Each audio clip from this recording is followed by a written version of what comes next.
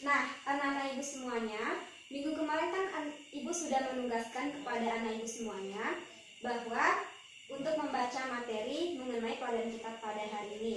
Jadi, apakah anak ibu sudah membaca materi di rumah? Udah, Bu. Oke, tentang apa materi kita pada hari ini? Materi kita hari ini tentang adil. Pintar sekali anak ibu. Jadi apa itu adil yang anda baca di rumah? Adil apa ya? Oh ya, adil adalah salah satu perbuatan yang tidak memihak kepada salah satu pihak atau kepada salah satu orang. Bagus sekali anak ibu. Jadi sekarang kita belajar mengenai adil.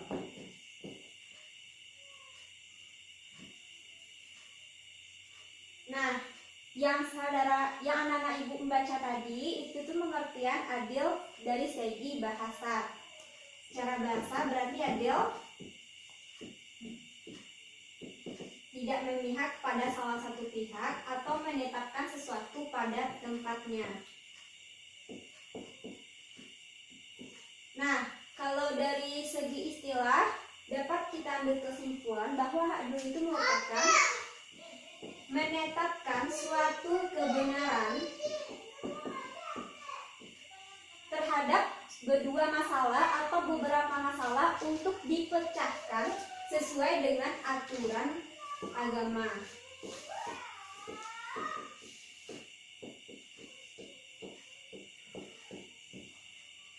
Nah, ibu pernah baca mengenai hadis Bukhari mengenai Nabi yang selalu menerapkan keadilan. Seperti hadisnya itu berbunyi seperti ini. Jikalau Fatimah binti Muhammad mencuri, maka niscaya akan aku potong tangannya. Jadi dari hadis tersebut dapat kita ambil kesimpulan bahwa Nabi Muhammad SAW selalu menerapkan keadilan. Walaupun yang berbuat tersebut anaknya, tapi ia pasti akan tetap menegakkan kebenarannya, itu dengan memberikan sanksi memotong tangannya. Benar sekali. Nah, coba Anda sebutkan seperti apa contoh adil. Saya, Bu. Ya. Contoh adil apa ya? Oh ya, kalau misalnya jadi seorang guru harus adil terhadap semua muridnya, tidak memihak ke salah satu muridnya. Misalnya tidak memihak, lebih sayang kepada murid yang lebih pintar atau murid yang lebih kaya, tapi harus adil semuanya. Bagus sekali Nana ya. Memang benar apa yang Nana sampaikan. Kalau kita itu harus selalu bersikap adil. Contohnya seperti yang Nana sampaikan tadi, dan juga contohnya seperti ibu seperti ini.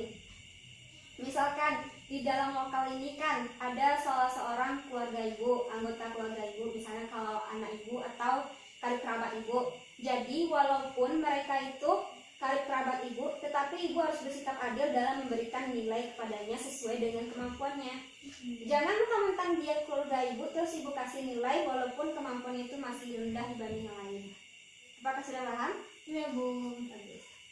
Nah, selanjutnya kita akan masuk pada dalilnya, di mana adil ini terdapat dalam surat Al-Maidah ayat 80. Nah, bunyi suratnya dapat Anda lihat di modul, yang mana bunyinya seperti ini. Innallaha ya'muru bil adli wal ihsan. Sesungguhnya Allah telah menyuruh kamu untuk bersikap adil dan berbuat kebaikan. Nah, apakah sudah paham? Sudah, Bu. Selanjutnya kita akan masuk kepada macam-macam adil.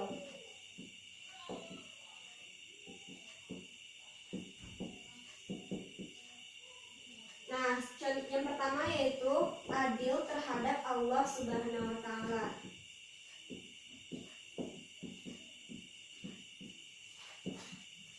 Contohnya seperti apa? Apa yang dimaksud dengan adil terhadap Allah Subhanahu wa Ta'ala? Contoh adil terhadap Allah ini contohnya menjadikan Allah sebagai satu-satunya Tuhan yang berhak disembah. Tidak ada yang berhak disembah selain Allah. Pintar sekali anak ibu. Memang benar apa yang anak ibu sampaikan. Adil terhadap Allah ini kita harus menyembah Allah itu sebagai satu-satunya yang berhak kita sembah. Sebagaimana terdapat dalam surah Az-Zariyat ayat 56, di mana di situ dijelaskan bahwa Allah itu menciptakan manusia dan jin untuk menyembah kepadanya. Nah, yang kedua yaitu adil terhadap diri sendiri.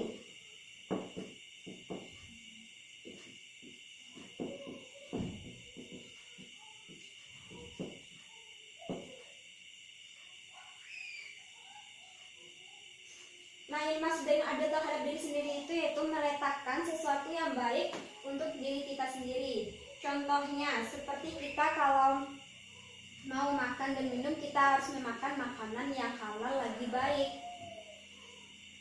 Nah, apakah sudah paham? Oh, berarti harus halal kalau kita minum, makan. Berarti harus makan yang halal, jadi termasuk adil terhadap diri sendiri ya, Bu? Iya, seperti itu. Iya, paham, Bu.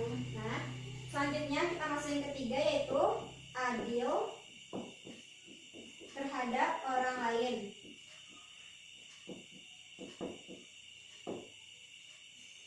Yang dimaksud dengan adil terhadap orang lain itu menetapkan orang lain itu terhadap sesuatu yang seharusnya. Misalkan saja, adil terhadap orang lain itu tidak menghukum orang lain dengan sesuatu yang berlebihan atau tidak sesuai dengan kesalahan yang ia perbuatnya. Terus yang kedua yaitu tidak mengejek dan menghina orang lain. Misalkan saja kalau diri kita dihina atau diejek oleh orang lain, apakah kita tidak merasa kesal? Iya. Maka dari itu kita tidak boleh mengejek dan menghina orang lain. Nah, yang keempat yaitu adil terhadap makhluk lain atau hewan.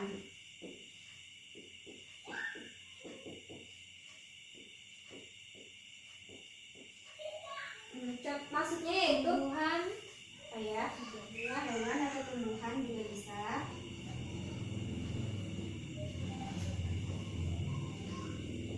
Jadi kita itu harus adil terhadap makhluk lain, misalnya dengan cara kita merawatnya, memeliharanya, seperti itu. Sudah paham?